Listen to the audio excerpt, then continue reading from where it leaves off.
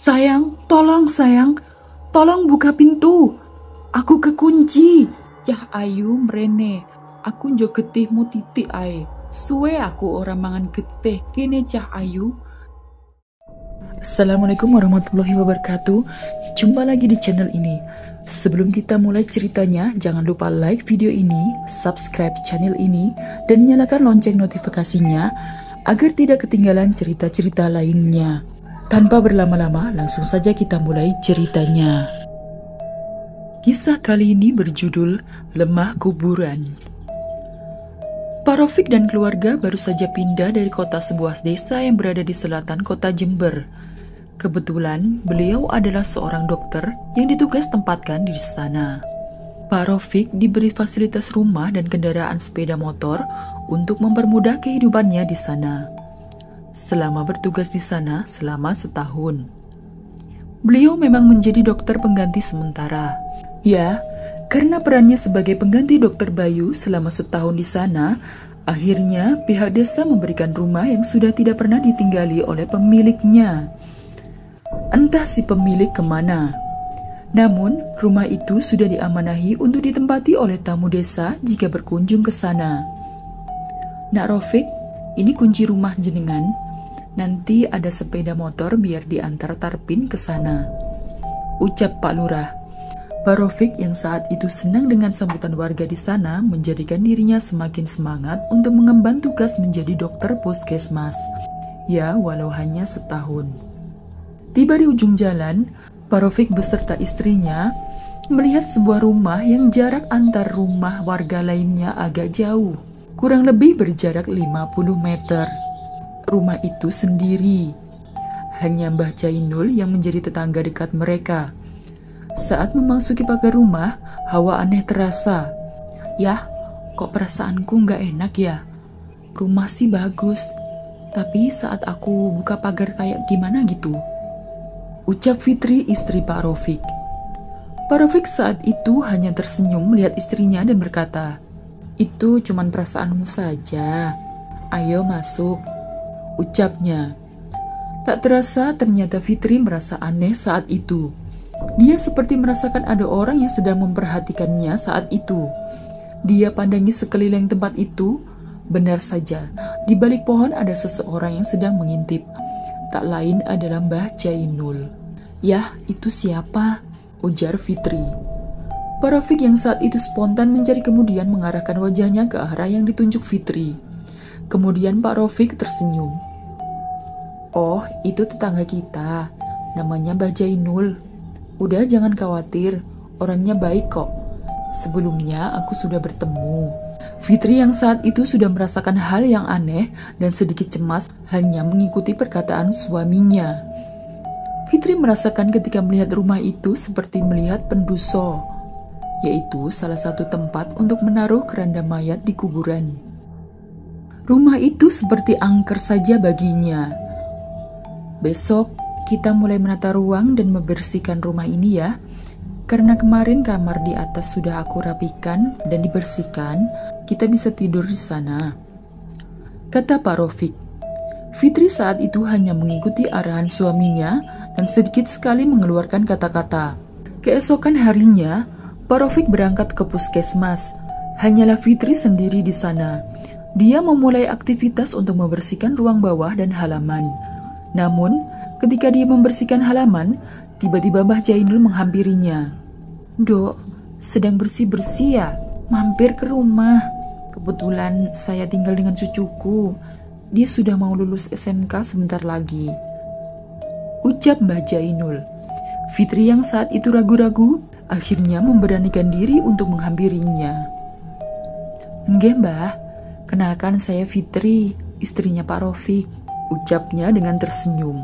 Fitri memang bukan orang yang gampang dekat dengan orang.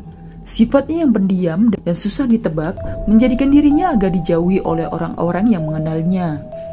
Usai perbincangan itu, Fitri mendengar suara benda berjatuhan di dapurnya. Mbah Jainul yang saat itu terkejut hanya terdiam dan memperhatikan lurus ke arah jendela dapur. Fitri yang saat itu mendengar langsung berlari dan melihat apa yang terjadi. Dia melihat peralatan di dapurnya sudah bergeletakan di tanah dan ada juga yang pecah. Memang sedikit aneh apa yang terjadi, sungguhlah di luar akal pikiran Fitri saat itu. Mbah Jainul mengikuti Fitri masuk ke dalam rumah dan mendapati dapur sudah porak-poranda. "Gusti, aduh nomolo tekakno selamat," ucap Mbah Jainul dengan meninggalkan Fitri sendiri yang bingung dengan apa yang terjadi. Waktu berlalu, Fitri melupakan apa yang terjadi saat itu. Ia memilih tidak menceritakan kepada Pak Rofik, suaminya, karena melihat kondisi suami yang sangat letih dan tidak memungkinkan untuk menceritakan kejadian di luar logika. Pak Rofik bukanlah tipe orang yang percaya pada gaib. Namun, setelah kejadian itu, hal serupa juga sering terjadi ketika waktu akan memasuki ba'da maghrib dan hampir subuh. Prang! Suara benda jatuh dari dapur. Fitri yang saat itu terkejut langsung bangun dari tempat tidurnya. Pak Rofik yang saat itu tidur pulas ia tinggalkan. Fitri dengan pelan-pelan turun ke bawah. Dia perhatikan tiap sudut rumah itu. Aneh, mengapa seperti bukan rumahnya saat itu? Seperti asing baginya saat turun ke bawah. Dia mencoba menghidupkan lampu, namun lampu dengan sendirinya tidak ada satupun yang bisa menyala. Untung saja ada senter yang memang digantung pada tembok tangga.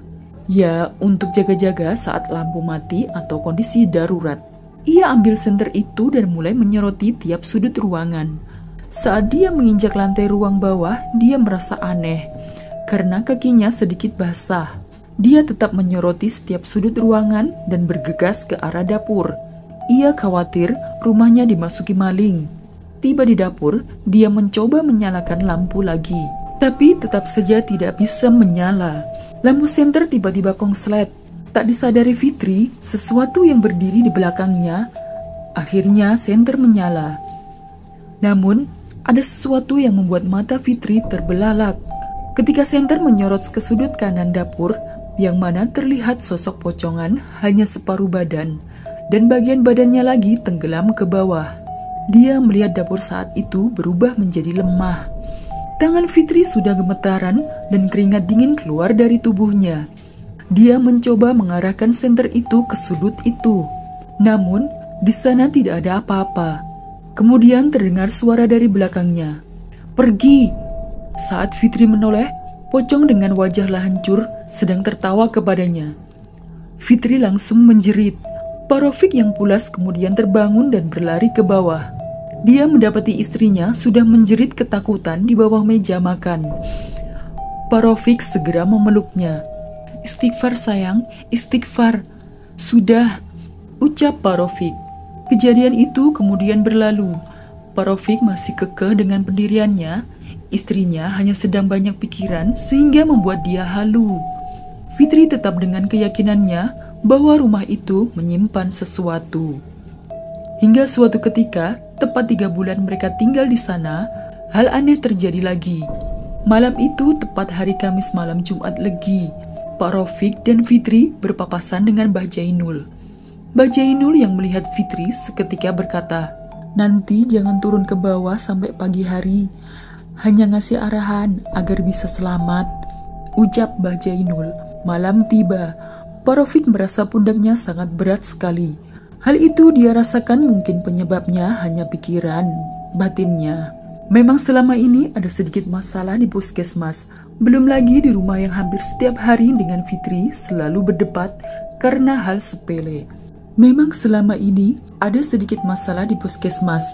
Belum lagi di rumah yang hampir setiap hari dengan Fitri selalu berdebat karena hal sepele.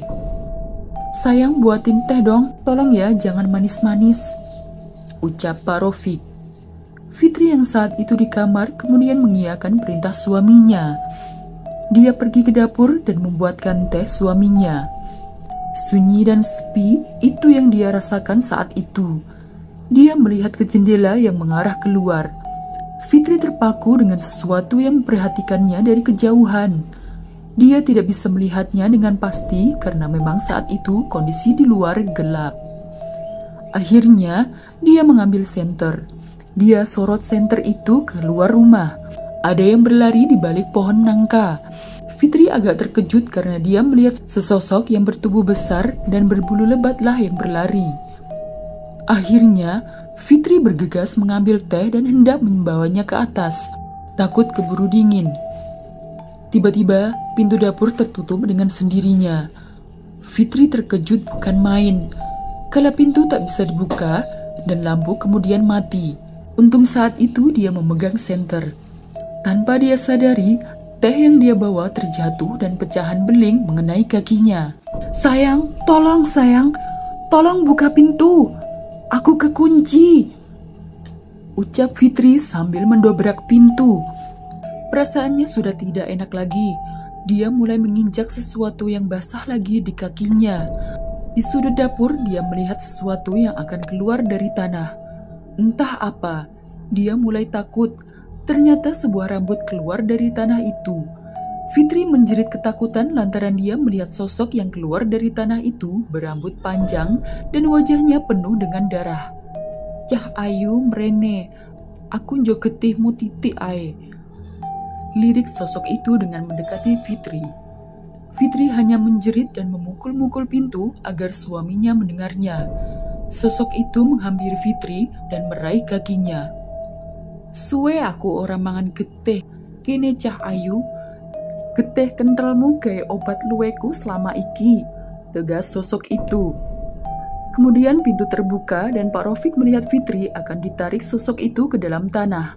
Sontak Pak Rofik langsung menarik Fitri dan mengumandangkan azan.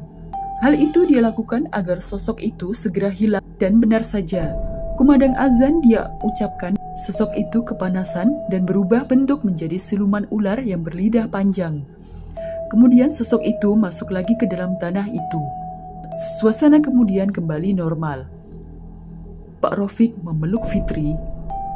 Maafkan aku sayang, selama ini tidak mempercayai kata-katamu, ucap Pak Rofik. Keesokan harinya, mereka bertemu dengan Mbah Jainul dan menanyakan sesuatu mengenai rumah yang ditinggalinya. Bien omah kui dipanggoni sama keluarga yang garis hidupnya bejo. Pak Samiun namanya. Dia memiliki istri yang namanya Bu Kotimah dan 4 anak pintar, ujar Mbah Jainul. Saking bejo uripe, dia sampai punya sawah dan lahan tanduran di mana-mana. Orangnya ya agak medit dan loman. Petaka itu dimulai ketika dia memperkerjakan seorang pembantu di rumahnya. Namanya Warsinah. Dia bekerja sebagai pembantu di sana. Aku juga mengenalnya. Dia awalnya orang yang baik. Entah mengapa, tiba-tiba dia menjadi seperti itu.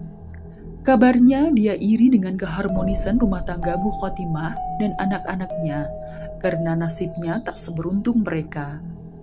Warsinah memiliki suami yang suka mabuk-mabukan dan juga menghabiskan celengane Warsinah.